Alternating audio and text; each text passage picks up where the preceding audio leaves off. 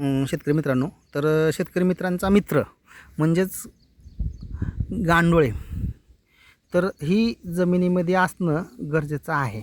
या ठिकाणी आपण हे वर्ष आपलं दुसरं आहे. या ठिकाणी दोनदा कांदा पीक वगैरे या ठिकाणी आपण घेतलेलं होतं डाळिंब पिकामध्ये आंतरपीक म्हणून. आणि आत्ताच्या कंडिशनला हे पहा, अशा पद्धतीनं इथं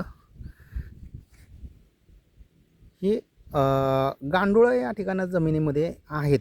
म्हणजेच या ठिकाणी तुमचं सॉईल स्ट्रक्चर हे चेंज होत चाललेलं आहे.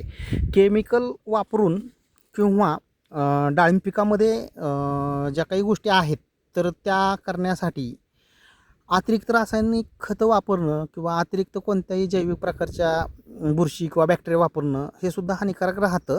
तर या ठिकाणी संतुलित वापर किंवा आपण त्याला आपल्या कन्सल्टन्सीच्या टॅगलाईननुसार सस्टेनेबल प्रोडक्शन टेक्नॉलॉजी हे जे नाव दिलेलं आहे त्याचं कारणच ते आहे की अशा पद्धतीनं तुमच्या जमिनीमध्ये ही मित्रकीड असेल तर तुमची बरीचशी कामं या ठिकाणं चांगली होतात आणि रिझल्टही चांगले मिळतात. हा व्हिडिओ यासाठीच बनवलेला आहे की या ठिकाणी तुमचं न्यूट्रिशन बॅलन्सिंग त्यानंतर बाकीची कामं ह्या व्यवस्थित झाल्यानंतर तुम्हाला अशा पद्धतीने गांडूळ या ठिकाणी जमिनीमध्ये तुम्हाला मिळू शकतात तुमच्या ह्या डाळिंब पिकाच्या बेडवरती. आणि ही जी कॅनोपी वगैरे डेव्हलपमेंट झालेली आहे किंवा हा इंटरक्रॉप आपण घेतलेला जे आहे तर हे झेंडू पीक आहे. या ठिकाणी आपण जास्त लावलेलं आहे. तर म्हणजे हे लागवड करताना अशा पद्धतीनं बसवलेलं आहे. आणि आता ही जी डेव्हलपमेंट आहे ह्याच्या संदर्भातले ह्या सगळ्या गोष्टी दाखवण्याचा उद्देश एकच आहे की अशी डेव्हलपमेंट बागेमध्ये मिळणं किंवा अशी ग्रीनरी हे असणं गरजेचं आहे. तरच आपल्याला डाळिंब पिकामध्ये चांगलं उत्पादन किंवा योग्य नियोजन केल्यानंतरनं खर्च आपण जर व्यवस्थित ठेवले किंवा कीड रोग व्यवस्थापन, पाणी व्यवस्थापन, खत व्यवस्थापन हे प्रॉपर असेल तर अशा पद्धतीने रिझल्ट मिळतात. आणि ही बागसुद्धा 13 महिन्याच्या आहे आणि ही माननीय श्री रघुनाथ पवार माळेगाव खुर्द बारामती येथील आहे. आणि ही जी झाडांची जी साईज मिळते आपल्याला खोडांची ही अशा पद्धतीने आहे 13 महिन्यामध्ये. इथं बारीक आहे. आता ह्या ठिकाणची ही लागवड नंतरची होती, त्या आधीची होती. ह्यात बी दोन टप्प्यात लागवड होती.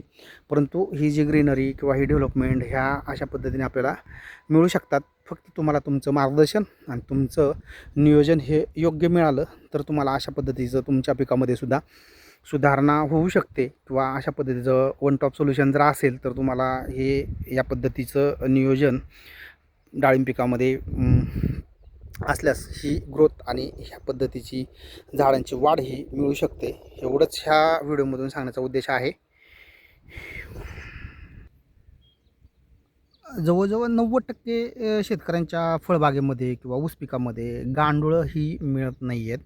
तर ती असणं किंवा मिळणं हेच सगळ्यात महत्त्वाचं काम आहे आणि तेच जिवंत करण्याचं काम आपण आपल्या या टेक्नॉलॉजीमध्ये करत असतो. आणि हे अशा पद्धतीने जर तुमच्या शेतामध्ये गांडूळ जर असतील तर तुमची जमीन ही ॲक्च्युली पिकांसाठी दिलेले न्यूट्रिशन अपटेकिंग करू शकते.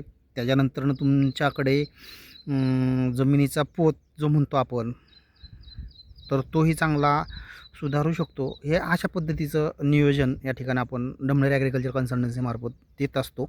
आणि हे या पद्धतीचं नियोजन हे फक्त यासाठी दिलं जातं की जमिनीचं आरोग्य खराब होऊ नये, पर्यावरणावरती विपरीत परिणाम होऊ नये, जमिनी खराब होऊ नयेत याच्यासाठीचा हा सगळा कन्सेप्ट किंवा कामाचा स्वरूप हे ठेवलेलं आहे.